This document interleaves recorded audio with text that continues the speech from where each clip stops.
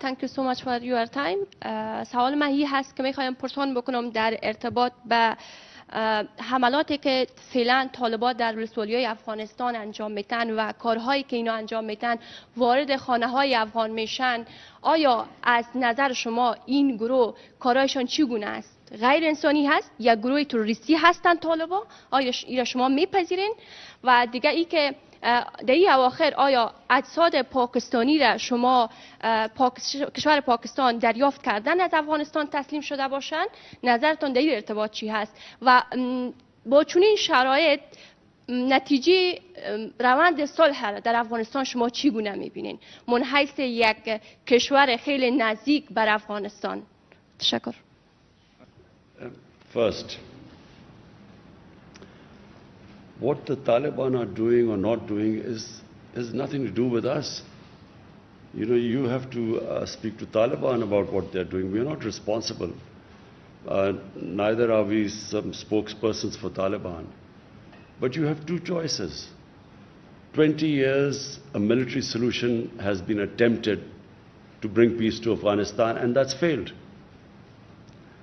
Now you have a choice. Either this American-backed military solution, you can continue, because if you feel the Taliban are not someone you want to have in part of your government, you can keep on the course of a military solution. But everyone knows it's not possible anymore. The second solution is to have a government, a political compromise between the Taliban and the government, to have a compromise, an inclusive government. That is the only solution. Now, what the Taliban are doing or not doing has nothing to do with us. All we want is that there should be peace in Afghanistan. Pakistan's interest is peace there. There are 3 million Afghan refugees in Pakistan. Almost all of them are Pashtuns. And all of them, or most of them, would have sympathies with Taliban. How is Pakistan supposed to check who is going over there to fight or not when there are about 25,000-30,000 people who cross every year, every day? They go into Afghanistan and come back. How is Pakistan going to check that? So Pakistan has consistently said that if the Afghan refugees go back to Afghanistan, then hold us responsible. But if there are 3 million refugees here, how can we say few hundred or few people have gone there to fight and their bodies are coming back? How can Pakistan be held responsible? There are refugee camps of 500,000 people. There are refugees with over 100,000 people. So how is Pakistan going to go into the refugee camps and decide who is pro-Taliban and who is not?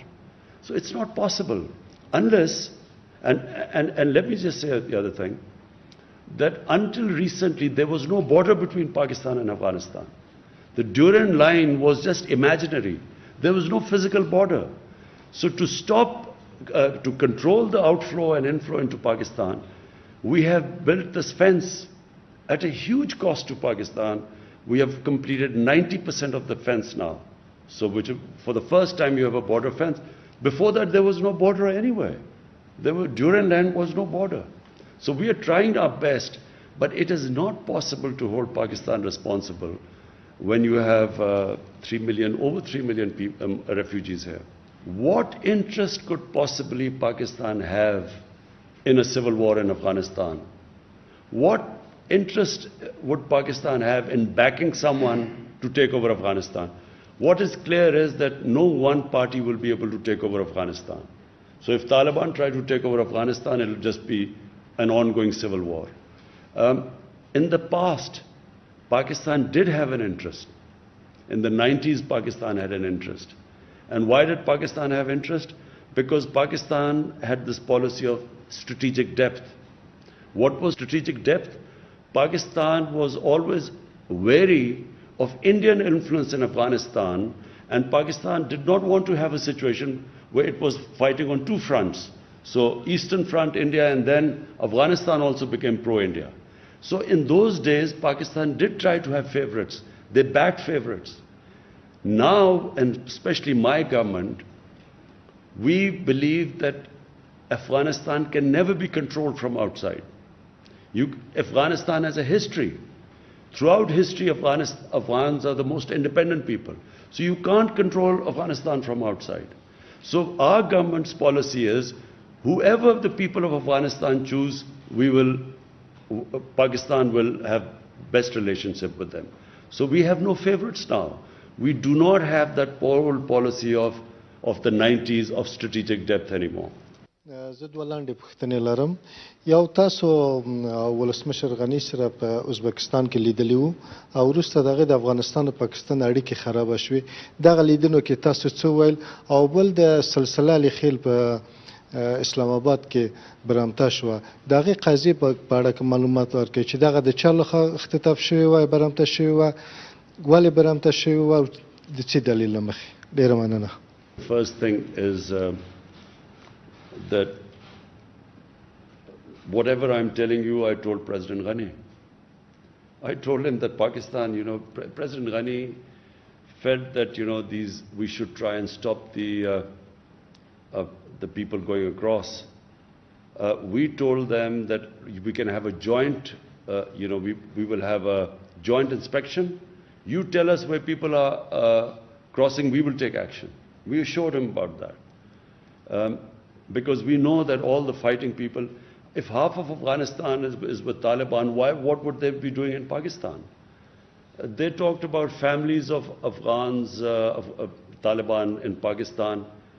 The question is, should Pakistan put their families in jail? What is Pakistan supposed to do with their families if they are here? And then, if there are few Taliban leaders who have families here, the only leverage we have is because of that. The reason why they actually had talks with the Americans and Pakistan was able to make them have talks with the Americans was because of this leverage. If you put them in jail or if you take action against them, that leverage goes. But more importantly, I got the impression that somehow the Afghan government feels that we should take some sort of a military action against, force whoever the Afghan or, who the few pro-Taliban people or Taliban leaders are here. But so number one, we will do everything, but we will not use military force anymore in Pakistan. As I said last time, we were fighting someone else's war and we ended up 70,000 Pakistanis were killed. So there is a consensus in Pakistan that we will not use military action. Short of military action, we will try our best. How much ever pressure they want us to put on the Taliban, we will, because it is in our interest there's peace in Afghanistan. But we will not use military means. We are clear in Pakistan about that. The ambassador. So, we have detailed now through the Safe City cameras, we have detailed, charted out the exact path taken by the daughter of the ambassador. And, the taxi drivers, the taxis which the ambassador's daughter took, we got through the cameras, we got the numbers of the taxis, we called those people up, they've all been interrogated. They have, so unfortunately the explanation doesn't tally what the ambassador's daughter says and what the cameras show, where she says that she was put in a taxi and taken away and they was beaten up. But there is a picture of that taxi and she's sitting there and she's fine. And the driver was called up and the police officer showed. So unfortunately, we didn't get the answers because the police has now all the record, charted all the areas where she went, and it doesn't tally with what her accounts are. There's a discrepancy there. And unfortunately, they went back, so we have no way of confirming what happened. But the account of the ambassador's daughter does not tally with all the cameras which show her going into the 3 different taxis. The taxi drivers were interviewed, got into the police station. It does not match there. Sir, Yeah. Afghan government has requested for team to visit Pakistan for sharing this investigation, and we have conveyed our preference for that team to visit next week. So you've heard that there's a team coming from Afghanistan. We will give them all the information they want. We will give them the pictures from the safe city cameras, exactly the movements, and so that they can go and ask the questions to the daughter when they go back.